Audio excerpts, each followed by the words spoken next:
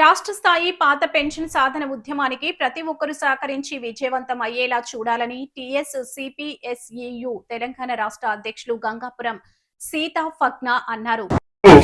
ఉద్యమానికి సాకి చేయుతనిస్తూ ఇక్కడికి వచ్చిన నాయకులు ప్రధాన కాబట్టి అందరూ సహకరించండి. నేను ముందు అనుకుంటూ మనం స్కిట్ అయి పడే అవకాశాలు ఉన్నాయి కాబట్టి ఖచ్చితంగా జాగ్రత్త.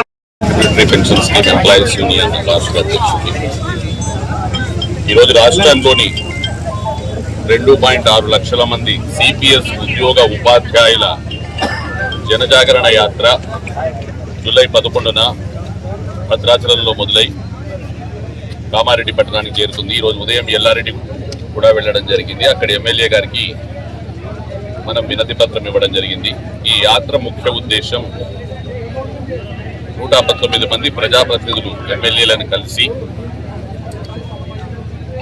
పాత పెన్షన్ పునరుద్ధరణ అనే అంశం యొక్క ప్రాధాన్యత తెలియజేసి సిపిఎస్ ఉద్యోగ ఉపాధ్యాయులు 3-4 వేల రూపాయల పెన్షన్తో ఎంత అవస్థలు పడుతున్నారనే విషయం వారికి తెలియపరిచి పాత పెన్షన్ పునరుద్ధరణలో వారి కృషి ఉందన్న విషయం గుర్తు చేసి కాంగ్రెస్ పార్టీ రాజస్థాన్, ఛత్తీస్గఢ్, జార్ఖండ్, హిమాచల్ ప్రదేశ్లో పాత పెన్షన్ పునరుద్ధరించింది. మన దగ్గర ఎన్నికలకు ముందు, అసెంబ్లీ ఎలక్షన్స్ కు ముందు మేనిఫెస్టోలో పాత పెన్షన్ పునరుద్ధరణ అనే అంశాన్ని చేర్చడం జరిగింది. సుమారు 2.5 ఏళ్లు గడిచినా ఇంకా దానిపై ఎలాంటి చర్యలు కానీ కదలిక కానీ ప్రభుత్వం నుంచి రాలేదు.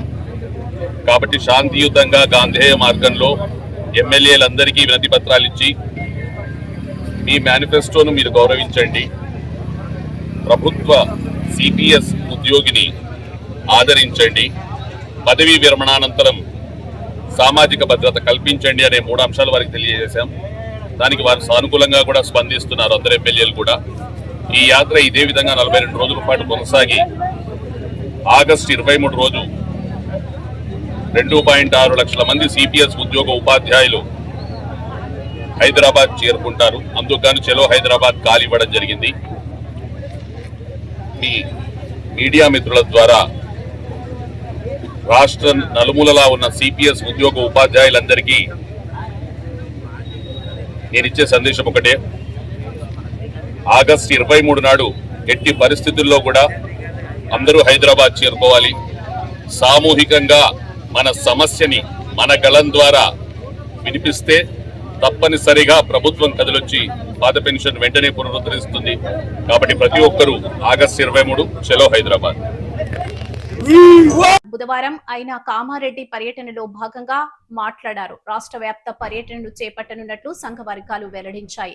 ఈ పర్యటనలో రాష్ట్రంలోని వివిధ జిల్లాలను సందర్శించి ఉద్యోగులు ఎదుర్కొంటున్న సమస్యలు, సంఘ బలోపేతం, సభ్యత్వ నమోదు, ప్రభుత్వ ఉద్యోగుల సంక్షేమ అంశాలపై సమావేశాలు చర్చించారు.